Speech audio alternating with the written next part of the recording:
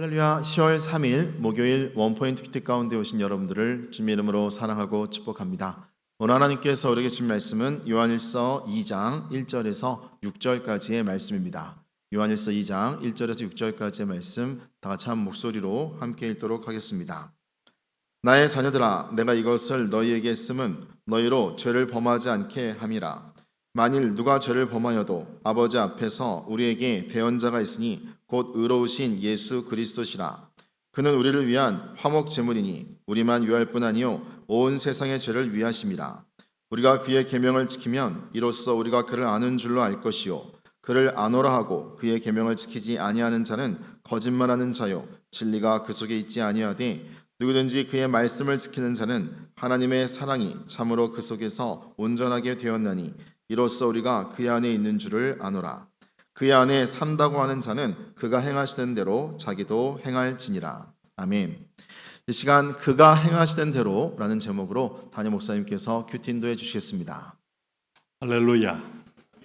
자, 10월 3일 오늘 우리 목요일을 맞이합니다. 벌써 이제 10월에 아침 저녁으로 선선하고 이제 10월은 늘 우리가 늘 지나다 보면 이 겨울에 여름에 강렬한 태양이 지나간 뒤에 인간의 마음속에 이제 자기를 돌아볼 수 있는 아주 최적의 기온과 환경이 우리에게 이제 주어집니다.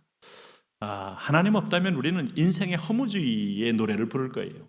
마치 마지막 잎새, 오헬리의 마지막 잎새처럼 그저 간당간당하게 붙어있는 마지막 잎새 하나가 희망의 끈이 됐다가 떨어지면 모든 희망이 소멸되어지는 것 같은 그런 절망의 사람이 될 수 있어요.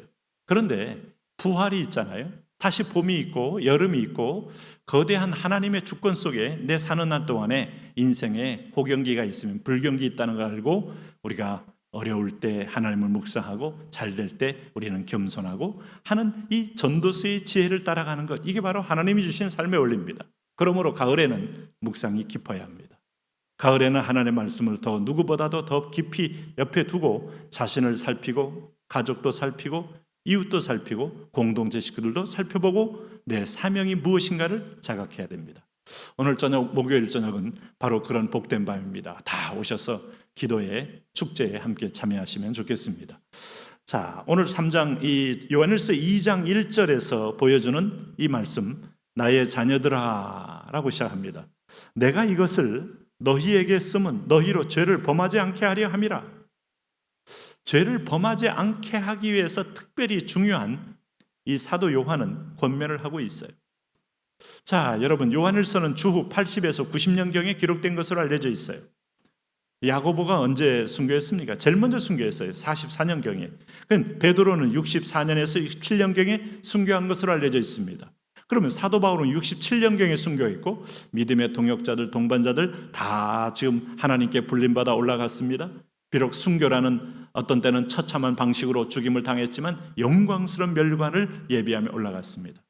마지막 남아있어서 교회를 돌보고 있는 사람은 누굽니까? 사도 요한이에요. 사도 요한이 이 땅에 큰 대단한 어떤 영화를 누리기 위해서 있는 게 아니고 마지막까지 믿음에 굳게 서서 붙들어 서 있게 하기 위하여 그 사명대로 감당하는 겁니다. 그게 뭘까? 주님 오실 때까지 너희가 살아있는 은총의 기회 때까지 너희는 죄를 범하지 말아야 된다. 너희의 삶의 기회를 영광의 상급의 기회로 삼아라 하는 얘기를 던져주고 있는 겁니다. 자, 그러면서 만일 누가 죄를 범하여도 아버지 앞에서 우리에게 대언자가 있으니, 여기서 두 번째 메시지는 뭐게요? 죄를 범하지 않는데 죄를 범해도 우리는 희망이 있다. 죄 자체는 절망이고 죄 자체는 영원한 사망이지만 한 가지 희망은 우리에게 소위 스포크스맨, 변호인, 대언자 한 분이 계시다. 제일 변호인은 성령님이셨는데, 예수 그리스도셨는데 오늘 제2 변호사인 성령님이 우리에게 오셔서 보호하고 은혜를 주는 스승으로 인도하시더니 오늘 제1 변호사이신 주님이 죽고 부활하여 올라가시면서 지금 실제 사역이 뭔가? 하나님 보좌 우편에서 우리를 위하여 대언 변호하신다 하는 거예요. 마귀의 참소에서 내 죄의 실상에 대하여 하나님이 변호하신다 하는 겁니다. 그는 우리 죄를 위한 화목제물이니 그랬습니다. 화목제물, 하나님과 우리 사이의 화목제물이니 그러므로 여러분, 속죄제물이 아니고 화목제물은 죄의 제사의 완성입니다. 속죄제는 제사를 위한 제사이고 번제단 같은 제사입니다. 번제단은 우리 죄를 사하기 위한 제사지만 오늘 화목제물은 마지막에 성소에서 여호와를 만나는 영광스러운 예배의 목적이 되는 거예요. 예수님은 우리를 용서해서 하나님과 온전히 한 몸 되게 만드는 데까지 이르는 제물이시다. 놀라운 거 아닙니까? 우리가 번제단에서 죽일 양과 또 그 피를 가지고 성소에 들어갑니다마는 1년에 한 번 들어갈까 말까 하는 그 자리에 오늘 날마다 우리 곁에 계셔서 화목제물로 이미 계신 주님, 그래서 우리만 위할 뿐 아니요 온 세상의 죄를 위하심이라. 우리는 선택받은 자녀니까 효력이 있습니다. 그러나 온 세상의 죄는 뭡니까? 죄인과 죄, 그들도 그들의 대상이 될 수 있지만 믿지 아니하면 효력이 되지 않아요. 그러므로 우리가 그의 계명을 지키면 이로써 우리가 그를 아는 줄로 알 것이요, 그를 아노라 하고 그에게 계명을 지키지 않은 자는 거짓말하는 자요 진리가 그 속에 있지 아니하니라. 그러므로 하나님의 말씀을 지키는 것은 우리의 강렬한 의지로 지키는 게 아닌 것을 얘기하고 있어요. 여러분, 하나님의 말씀을 지키십니까? 두려워서, 두 가지 이유 때문에 지킵니다. 두려워서 지킵니다. 하나님은 심판자이기 때문에. 또 하나의 이유가 있습니다. 사랑하기 때문에 지키는 거예요. 은혜는 사랑을 낳아요. 감사해서 나 같은 죄인을 구원해 주신 은총에 감격하여 감up하여, 여러분 그 은혜에 감회하면 자원해서 내 몸을 불살라 드리기도 하는 겁니다. 이것 때문에 계명을 지키는 거예요. 누가 여러분 두려움만 가지고 계명을 지키는 세상의 법칙입니다. 죽음의 세력입니다. 그러나 하나님은 살리기도 하고 죽이기도 하는 분명한 심판주지만 동시에 그것만 있다면 사단과의 차별점이 없어요. 오늘 우리가 하나님을 향하여 계명을 지키고 계명 이상으로 온몸을 하나님께 산제물로 내어주는 이유 중에 하나는 사랑 때문이죠. 그래서 누구든지 그의 말씀을 지키는 자는 하나님의 사랑이 참으로 그 속에 온전하게 되었나니 이로써 우리가 그의 안에 있는 줄을 아노라. 네, 하나님을 믿는다고 하면서 계명을 안 지켜요? 안 사랑하는 겁니다. 자기 사랑하고 정욕 사랑하고 이생의 자랑을 아주 애착을 갖고 안목의 정욕을 좋아하고 육신의 정욕에 빠져 있는 자입니다. 그의 우상은 실제로 내가 사랑하는 것입니다. 이 싸움은 있어도 어느 쪽에 빠져 있느냐가 당신의 정확한 영성입니다. 마지막 순간에 주님 때문에 나의 모든 걸 내어놓을 수 있는 것, 이게 바로 복음이요, 말씀의 능력이요, 진리의 힘이죠.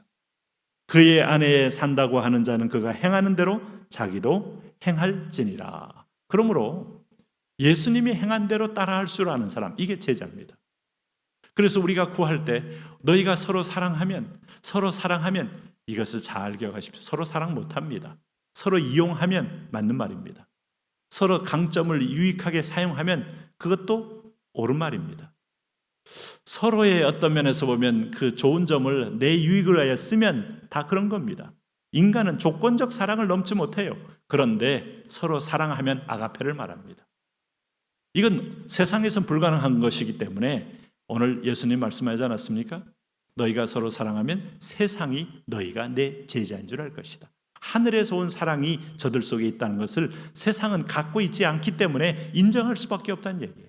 오늘도 우리가 사랑하기 힘든 사람, 사랑할 수 없는 사람, 심지어 원수 맡겨버리고 사랑하는 것, 이게 주님의 방식입니다. 오늘 다 맡기고 나의 서운함, 나의 억울함, 나의 분노, 나의 어떤 면에서 보면 짜증 던져버리고 서로 사랑하라. Love each other. Love one others. 그러면 세상은 너희가 내 제자인 줄 알게 될 것이다. 하나님 아버지, 우리가 정말 교회가 교회답고 성도가 성도다운 이 사랑의 능력을 보일 수 있도록 은혜와 사랑을 더 부어 주옵소서. 깨닫게 하여 주옵소서. 예수님 이름으로 기도합니다.